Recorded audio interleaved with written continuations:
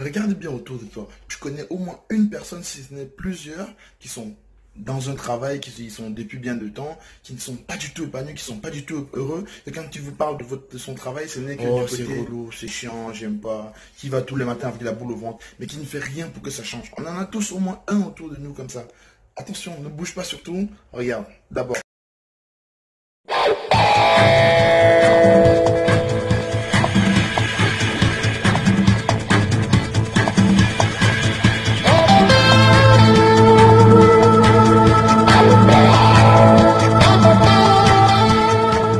Salut tout le monde, c'est Herman et on est sur Un jour un métier. Aujourd'hui, on va parler de l'orientation. On va faire une petite comparaison entre l'orientation au Cameroun et en France. Je vous donnerai quelques petits éléments en fait pour voir à peu près faire un état des lieux de l'orientation aujourd'hui tel qu'il est, de donner quelques éléments d'importance en fait finalement et de vous dire à peu près, de donner mon avis sur le pourquoi un peu. Parce que c'est quelque chose de très très important et que jusqu'à aujourd'hui l'Afrique néglige un peu cela. Et donc voilà, on se retrouve tout à l'heure pour ça. Et surtout, restez jusqu'à la fin de la vidéo. Absolument, restez jusqu'à la fin de la vidéo. Abonnez-vous à la chaîne. Sachez qu'il y a du très lourd qui arrive, qui s'annonce. Il y a du très lourd qui va bientôt arriver sur la chaîne. N'hésitez pas à laisser un commentaire pour me dire des choses sur lesquelles je dois travailler, sur lesquelles je dois encore m'améliorer parce que je sais, je viens de commencer, donc c'est encore très difficile. Il y a des problèmes de qualité, il y a des problèmes de son peut-être, il y a des problèmes de rendu, il y a tout. Il y a même moi qui tiens pas. Franchement, ouais, je tiens un peu quand même, enfin finalement. Bon, c'est à vous de me dire, hein. Dites-moi tout en commentaire, n'hésitez pas à partager la vidéo parce qu'on va parler de quelque chose de plutôt important finalement, parce que l'éducation, c'est la base, c'est le fer de lance de la nation, comme on dit chez nous, comme on dit chez moi, hein. Voilà, c'est le fer qu'on lance, quand je rigole un peu. Bref, donc voilà, l'orientation c'est quelque chose de très important et suivez très bien parce que tout à l'heure, là, je vais sortir, je vais aller m'asseoir plutôt au parc là dehors parce qu'il fait plutôt beau là-bas et je préfère. Donc je vais me poser là-bas et puis on va en parler, ok? Allez, à tout de suite, restez très bien là et un petit pouce bleu serait plutôt la bienvenue. Allez, à tout de suite, ciao! Salut tout le monde, c'est Herman et on est sur Un jour un métier. Ici on parle d'orientation, de métier, d'avenir, de tout ce qui va être travail, entrepreneuriat et bien d'autres choses encore. Alors le sujet de aujourd'hui est très simple. C'est quoi l'orientation scolaire au Cameroun? Et c'est quoi la France? Et après une petite comparaison entre les deux serait plutôt pas mal. Donc pour le cas du Cameroun déjà, à ma connaissance personnelle, on a deux types d'orientation. On a l'orientation pour ceux qui sont dans les grandes villes, ceux qui sont dans les campagnes. Et quand j'entends ici par grandes villes, Douala, Yaoundé, Bafoussam, Médéa, Kribi ou encore Tchang par exemple. Donc voilà. Et maintenant à côté, on a ceux qui sont dans les campagnes. Et les campagnes, c'est vraiment le village. Ce que j'entends par village ici, en fait, c'est vraiment la campagne, en fait. La campagne où les gens travaillent essentiellement sur tout ce qui va être, en fait, le champ. C'est-à-dire, les gens vont aller au champ, vont récolter. Et après, ils vont vendre ces produits. Et ensuite, vivre de ça, en fait, de cet écosystème-là. C'est-à-dire, voilà quoi. Donc, un peu l'écosystème, en fait, entre guillemets, encore un peu à l'ancienne, si je peux dire ça comme ça. Et donc, en fait, ce qui se passe dans ce type d'endroit, en fait, c'est que l'orientation est approchée du genre, les gens vont essentiellement faire ce que font les parents, donc en gros ils vont, on va dire, faire l'école vraiment le minimum syndical, et ensuite ils vont accompagner les parents au champ, ils vont aller au champ avec les parents, ils vont cultiver, après ils auront leur parcelle de terre pour eux, après la parcelle de terre, bon, ils vont automatiquement s'orienter vers ce que faisaient déjà les parents, c'est-à-dire récupérer les champs, ensuite repartir, la cultiver, ainsi de suite, ainsi de suite. Donc là-bas, l'école n'est pas une priorité. Et donc ici, l'orientation se fait essentiellement via le biais des parents. Donc on va suivre les parents, en fait on fait ce que font les parents tout simplement. Et ici donc, quand on est vraiment orienté vers cet aspect-là, on a une orientation en fait qui est directement liée à ce que faisaient les parents. C'est-à-dire si les parents étaient des chasseurs, ben, on aura automatiquement un ou deux enfants qui iront vers cette orientation et les autres iront dans l'agriculture. Bref, l'écosystème sera plus ou moins fait comme ça. Et maintenant en face, on a une orientation de la ville en fait qui est beaucoup plus proche de celle qu'on retrouve par exemple en Europe. C'est-à-dire qu'en ville, les gens vont vivre du travail, les gens auront un travail, donc auront des revenus. Et donc vont gérer, une fois que les gens vont générer des revenus, qu'est-ce qu'ils vont en faire? Ils vont inscrire les enfants à l'école parce qu'il ne faut pas oublier, qui est une notion, qui est une donnée qui compte, qui est très importante, c'est qu'au Cameroun, l'école est payante. Quand je dis l'école est payante, ça veut dire qu'il faut débourser des sacrées sommes chaque année pour investir, pour pouvoir payer l'école de l'enfant. Donc ce n'est pas quelque chose à négliger. Et mais comme les gens sont en ville, donc les gens travaillent, les gens gagnent de l'argent, du coup les gens peuvent payer l'école pour les enfants. Et donc, si on peut payer l'école pour les enfants, ça veut dire que pour que les enfants puissent obtenir un meilleur travail, il va falloir qu'ils aient fait des études. Et pour pouvoir faire des études, il va falloir financer. Donc ce qui fait que les parents sont prêts à débourser des sommes énormes pour pouvoir envoyer leurs enfants dans les meilleures écoles et le plus loin possible pour qu'ils aient les meilleurs diplômes possibles en fait. Il est quasiment impossible de parler d'orientation scolaire, professionnelle au Cameroun aujourd'hui sans parler d'une maladie que souffre toute la société camerounaise. Suivez le regard, vous allez comprendre très vite, attention. En fait, il se trouve que quasiment tout le monde au Cameroun, quasiment tout le monde, je dis quasiment parce qu'il y en a quelques-uns quand même qui vont sortir du lot, souffrent du syndrome que j'ai appelé la diplomatie. Attention, je ne parle pas de la diplomatie de l'ambassade et tout ce qui va de ce sens-là. Enfin, vous voyez ce que je veux dire, parce que moi non. Donc ce que je veux dire, c'est quoi en fait? C'est que les gens sont persuadés dans les têtes que plus on a de diplômes, plus on est en fait mieux dans la société ou je ne sais trop quoi, parce que les gens au Cameroun, plus ils ont des diplômes en fait, plus ils se sentent dans la classe supérieure en fait. Comment dirais-je? Peut-être que j'explique très mal, mais les Camerounais qui suivent la chaîne comprendront très vite de quoi je vais parler. C'est qu'en fait, les gens sont tellement focus diplôme que parfois ils sont prêts à tout pour avoir le diplôme, mais sans parfois même la connaissance qui va avec. Ça veut dire que littéralement, il y a tellement de diplômés, tellement de gros diplômes, parfois même pour des choses entre guillemets dans les services dont le Cameroun n'a même pas besoin. Et c'est pas terrible en fait. Et, enfin, personnellement, j'arrive pas forcément à comprendre cette chose-là. Donc les gens sont prêts à tout pour avoir des diplômes, quitte à avoir un niveau professorat en lettres et je ne sais trop quoi, qui ne sert quasiment, je ne vais pas dire à rien, mais pas grand-chose pour les besoins réels du Cameroun aujourd'hui.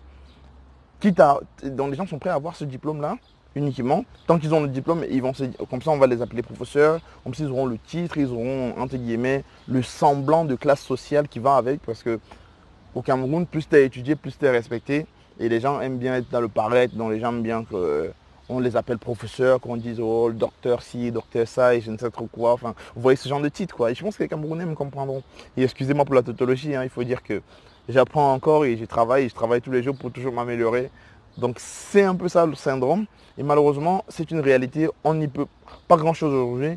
Et pour appuyer cette réalité, il se trouve aussi que par exemple, quand on va chercher du travail, même l'employeur aujourd'hui n'offre pas du travail à une compétence, mais il offre du travail à un diplôme en fait. Ça veut dire quoi? On va voir des offres d'emploi en fait qui à aucun moment ne proposent aux personnes de pouvoir venir en fait être testées par leurs compétences et non directement à l'entrée par leur diplôme. Donc il y a déjà une sélection au diplôme à l'entrée dans les entreprises. Ce qui fait que cette culture de diplôme n'est pas prête de finir parce que les entreprises acceptent ça, la société est pareil, bref, tout l'écosystème est fait pour encourager cela. Maintenant, une fois qu'on a fini on en reviendra de toute façon, l'orientation. L'orientation en France est un tout petit peu différente. C'est-à-dire quoi? En France, en fait, l'orientation, généralement, on va d'abord parler des cas des familles qui ont entre guillemets dans la classe moyenne, dans une famille normale finalement. Eux, l'orientation va se faire comment? C'est que les enfants vont aller à l'école tout simplement, puisque tout le monde va à l'école, parce que l'école est gratuite et obligatoire d'ailleurs jusqu'à 16 ans normalement, si je ne dis pas une bêtise. Donc tout le monde va aller à l'école. Et maintenant, en fonction des aptitudes à l'école, le chemin va se dessiner. Donc quasiment pour tout le monde, c'est à peu près ça.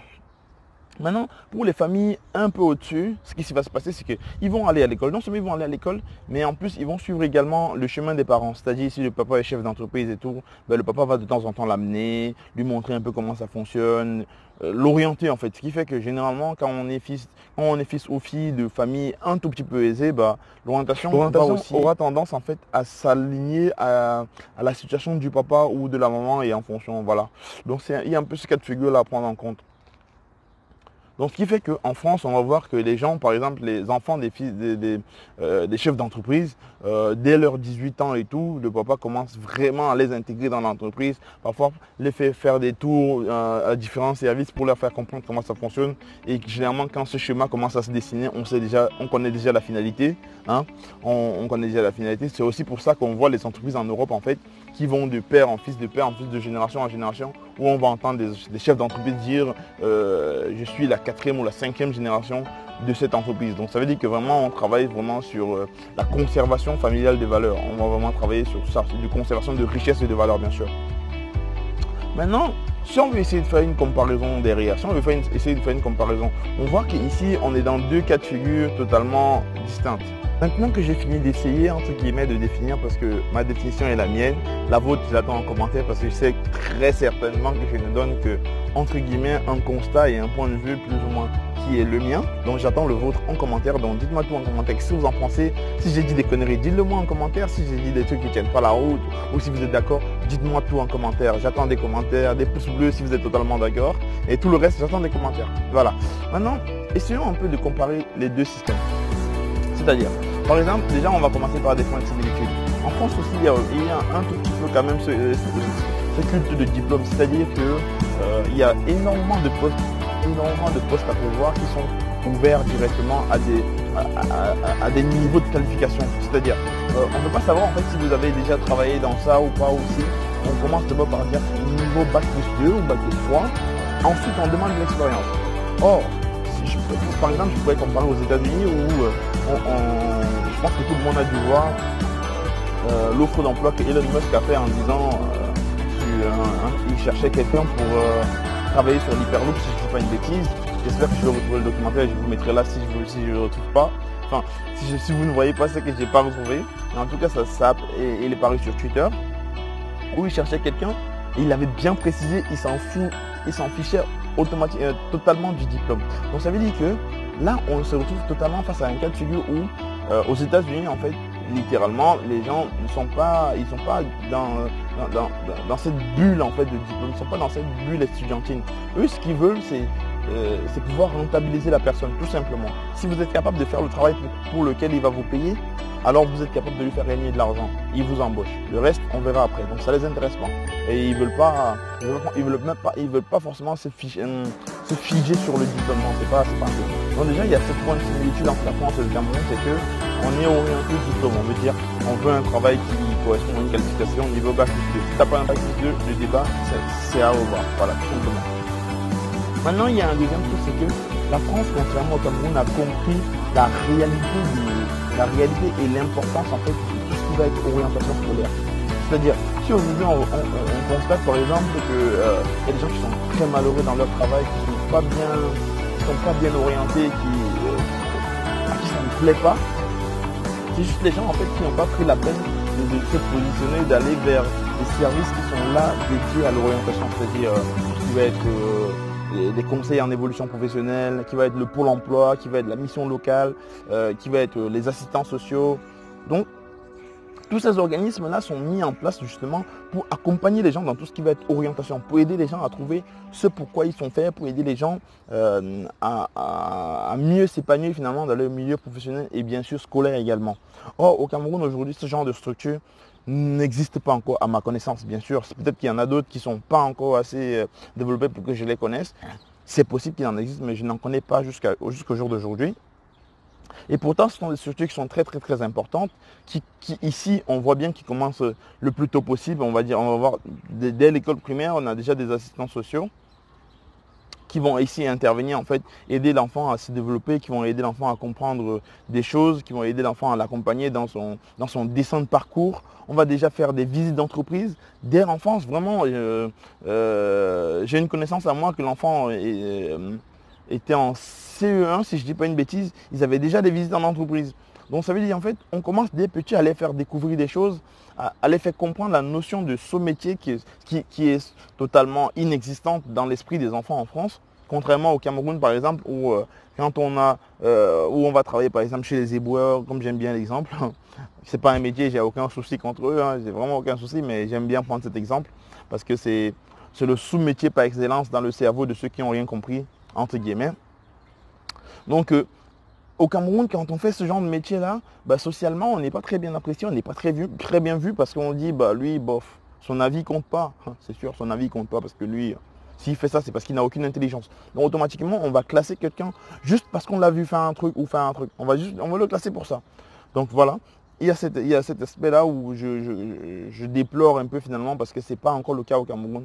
Et j'espère que moi personnellement j'ai des projets pour essayer d'apporter ce genre de solution au Cameroun parce que c'est quelque chose pour moi de primordial.